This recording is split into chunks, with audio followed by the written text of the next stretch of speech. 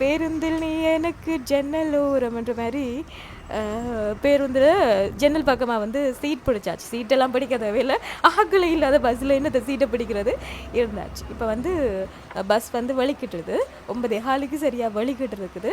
இப்போ பஸ் ஸ்டாண்டில் இருந்து பருத்தித்துறை ரோட்டில் வந்து போய்கொண்டிருக்கிறேன். சரியா, அப்படியே பாருங்கள், இஞ்சால இடது பக்கம் கடைகளை பாருங்கள், மற்றது இடத்தை பாருங்கள். சரியா, திருப்ப சொல்கிறேன், பார்த்தாக்கள் கொண்டும் இல்லை, தூரத்தில் இருக்கிற புலம்பெயர் நாட்டில் இருக்கிறவங்க இல்லைன்னு சொன்னால் தமிழ்நாட்டில் இருந்து என்னோட காணொலி பார்க்குறவங்களுக்கு எங்களுடைய பருத்தித்துறை யாழ்ப்பாணத்தோட காணொலி. சரிதானே, இதுதான் தும்பளை ரோட். சரியா, எங்களோட ரோட், எங்களோட ஊருக்கு போகிற ரோட்.